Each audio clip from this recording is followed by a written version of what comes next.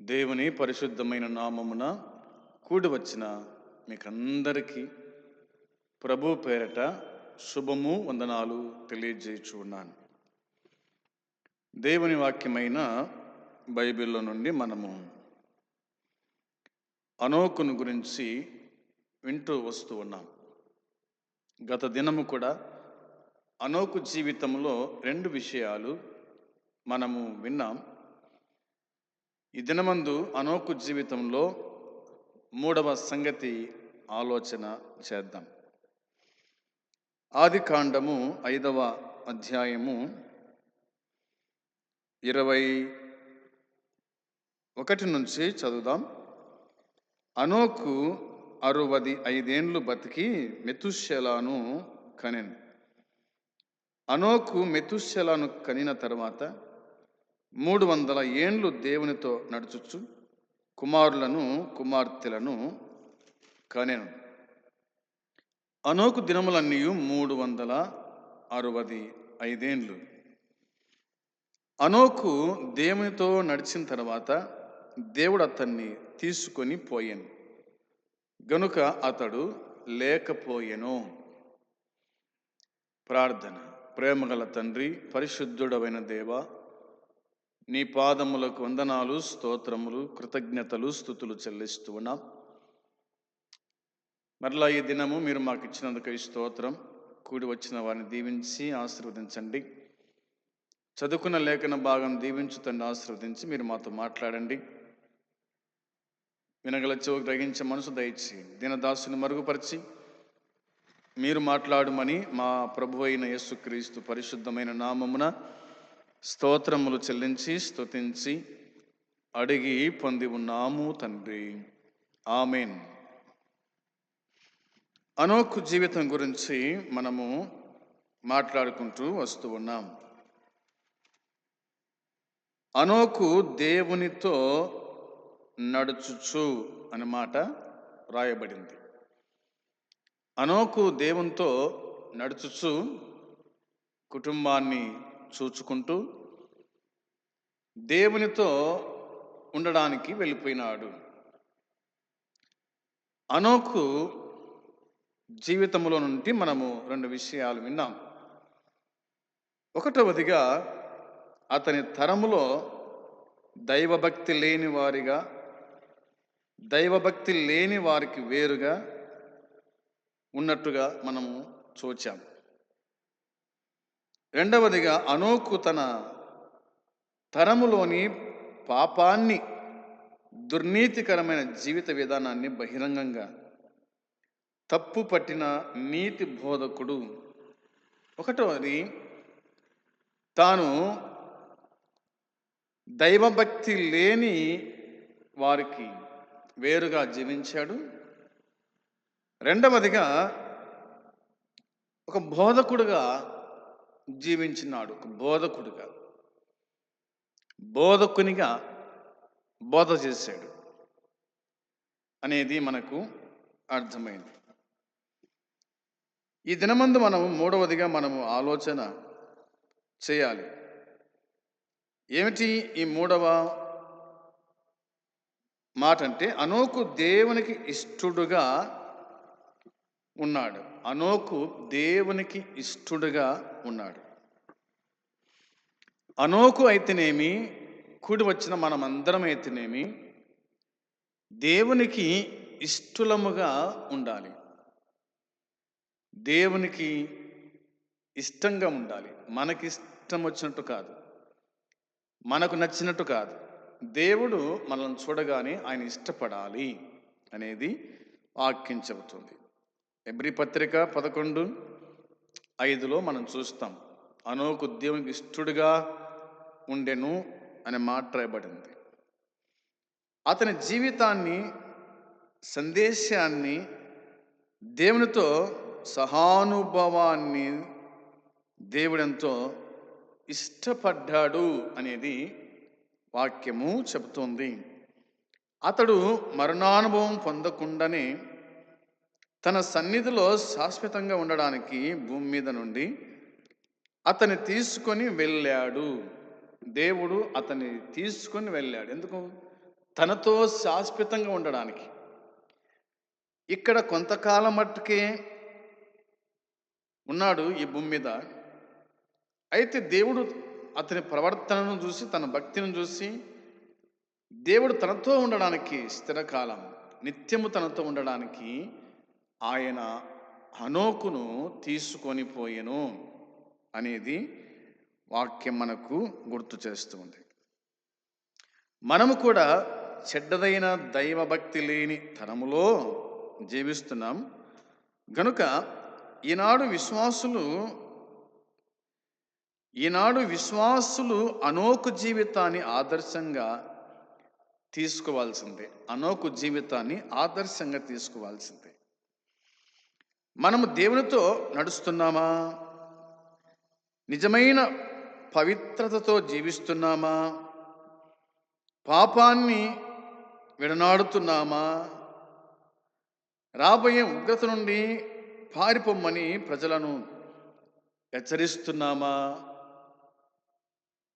అంటే అలా హెచ్చరించే వారుగా ఉండాలి. ఇలా ప్రభువునకు ఇష్టలుగా భక్తి జీవితంలో మనము బలపడే వారుగా ఉండాలని హనోకు జీవితాన్ని బట్టి మనకు అర్థమవుతుంది. అపోస్తుల కార్యముల గ్రంథములో దేవుడు ఈ విధంగా రాసి ఉంచాడు. అపోస్తుల కార్యముల గ్రంథం 3వ అధ్యాయము 19వ వచనము చూడాలి. అపోస్తుల కార్యముల గ్రంథం 3వ అధ్యాయము 19-20 వచనాలను నేను మీకోసము చదువుతున్నాను. ప్రభు సమ్ముఖము నుండి విశ్రాంతి కాలములు వచ్చునట్లును మీ కొరకు నియమించిన క్రీస్తు యేసును ఆయన పంపునట్లును మీ పాపములు తుడిచివేయబడు నిమిత్తమును మారు మనస్సు నుండి తిరుగుడి అన్నమాట ఉంది. వినండి, అపోస్తుల కార్యముల గ్రంథంలో వ్రాయబడిన మాట చదువుకున్నాం. ప్రభు సమ్ముఖము నుండి విశ్రాంతి కాలములు వచ్చునట్లును మీ కొరకు నియమించిన క్రీస్తు యేసును ఆయన పంపునట్లు మీ పాపములు తుడిచివేయబడు నిమిత్తము మారు మనస్సు నుండి తిరగండి. మీ పాపములు తుడిచివేయబడు నిమిత్తము మారు మనస్సు పొందుడి. మారు మనస్సు పొంది ప్రభు వైపు తిరగండి అని జ్ఞాపకం చేశాడు పేతురు. అవునా? జ్ఞాపకం చేశాడు. మారు మనసు పొందినవాడు ప్రభు వైపు తిరుగుతాడు. మారు మనసు పొందని వాడు ప్రభు వైపు తిరగలేడు.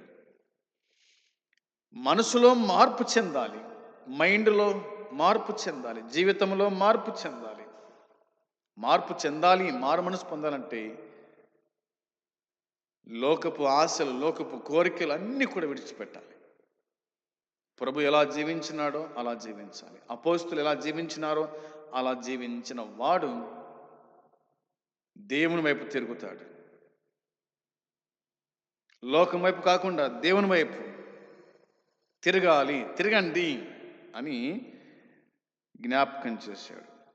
ఇక్కడ మారు మనస్సు పొంది తిరగండి అన్నమాట ఉంది. కాబట్టి మారు మనసు పొంది షరతు మీదనే దేవుడు తాను ఎన్నుకున్న వారిని పరిశుద్ధాత్మ కుమ్మరింపుతో ఆశీర్వదించడానికి ఆయన ఇష్టపడతాడు అనేది గుర్తుంచుకోవాలి. మారు మనసు అంటే చుట్టూ ఉన్న అవినీతిని, అపవిత్రత మార్గాల నుండి, పాపము నుండి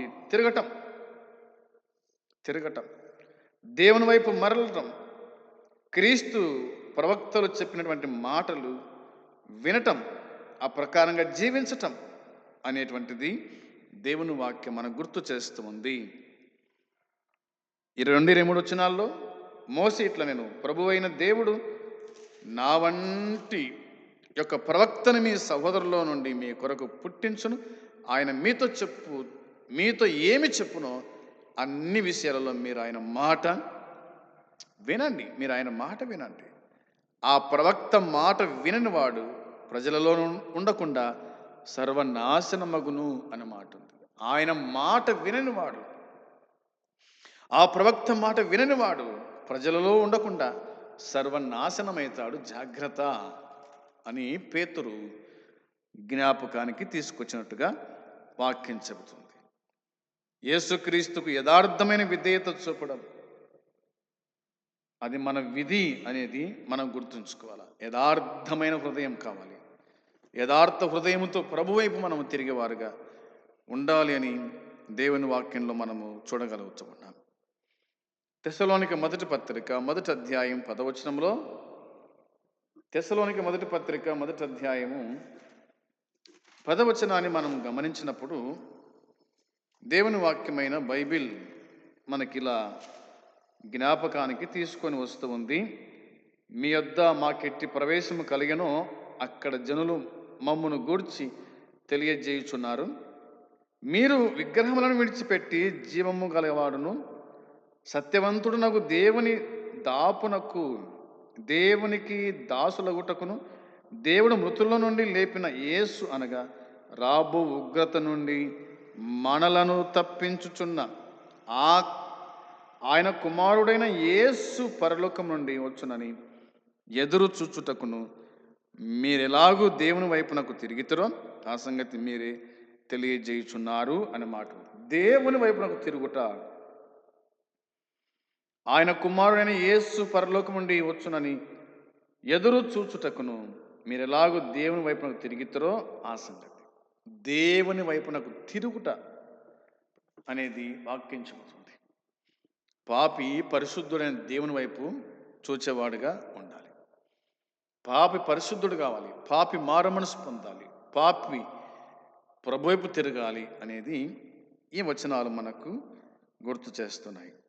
శాశ్వతంగా ఆయనతో ఉండడానికి, భూమి మీద నుండి మనలను తీసుకెళ్ళడానికి యేసుక్రీస్తు తిరిగి వస్తాడని మనము ఎదురు చూస్తున్నాము అనేది గుర్తుంచుకోవాలి. మన ప్రభు అయిన యేసుక్రీస్తు ఆయన ఈ లోకం నుంచి పరలోకానికి వెళ్ళిపోయినాడు.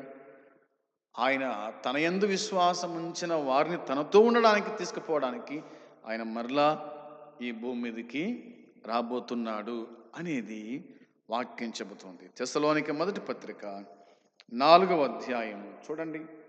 తెస్సలోనిక మొదటి పత్రిక 4వ అధ్యాయము 16-17 వచనాలు నేను చదువుతున్నాను మీకోసమై. ఆర్భాటముతోను ప్రధాన దూత శబ్దముతోను దేవుని బూరతోను పరలోకము నుండి ప్రభువు దిగి వచ్చును.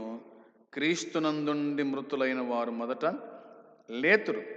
ఆ మీదట సజీలమై నిలిచుండు మనము వారితో కూడా ఏకముగా ప్రభువును ఎదుర్కొనుటకు ఆకాశ మండలమునకు మేఘముల మీద కొనిపోబడదము. కాగా మనము సదాకాలం ప్రభుతో కూడా ఉందుము అన్నమాట. హనోకు సదాకాలం ప్రభుతో ఉండడానికి పరమునకు కొనిపోబడ్డాడు. అదేవిధంగా మనమును సహా, క్రీస్తునందు విశ్వాసం ఉంచిన మనమును సహా సదాకాలం ప్రభుతో ఉండడానికి ఆయన మేఘాల మీద మనల్ని తీసుకుని వెళ్తాడు. మేఘాలు వచ్చి మనల్ని తీసుకుని వెళ్తాయి పరలోకానికి.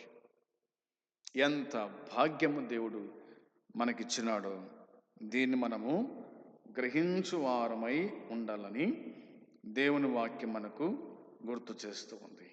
ప్రియమైన సోదరి సోదరులారా, ప్రభువు ఆసనుడవుతున్నాడు. దేవుని రాకడ సమీపిస్తూ ఉంది.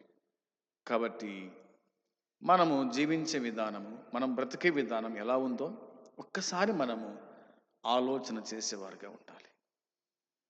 హనోకు దేవునికి ఇష్టడుగా ఉన్నాడు కాబట్టి దేవుడు అతన్ని తీసుకుపోయినాడు. అలాగనే నీవు నేను కూడా దేవునికి ఎప్పుడైతే ఇష్టలుగా ఉంటామో అప్పుడు ఆయన మనల్ని తీసుకుపోవడానికి ఆయన వస్తాడు. సదాకాలం ప్రభుత్వం ఉండడానికి, ఆ రాజ్యములో ఉండడానికి, ఆకలి తప్పు లేని ఆనంద రాజ్యంలో ఉండడానికి ఆయన మనల్ని తీసుకుని వెళ్తాడు.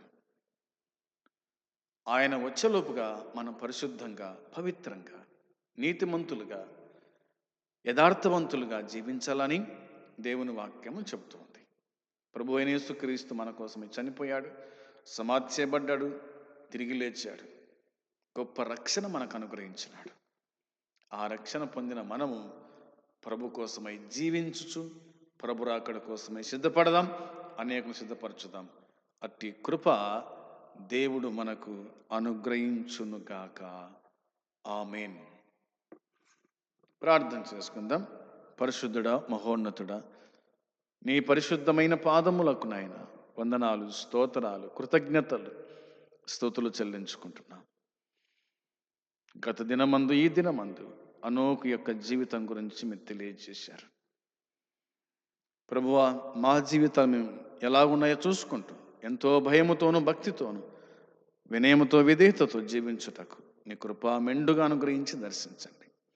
సంఘమును దీవించండి. వాక్యం విన్న వారిని బలపరిచి స్థిరపరచండి. నీ రాకడకు సిద్ధపాటు చేయమని యేసయ్య నామములో అడిగి వేడుకుంటున్నాము తండ్రి. ఆమేన్. పరలోకమందున్న తండ్రి ప్రేమ, మన ప్రభువైన యేసుక్రీస్తు కృప, పరిశుద్ధాత్మ సన్నిధి సహవాసం కూడి వచ్చిన మనకు సకల పరిశుద్ధులకు ఇప్పుడు ఎల్లప్పుడూ సదాకాలము తోడై ఉండునుగాక. ఆమేన్. అందరికీ వందనాలు.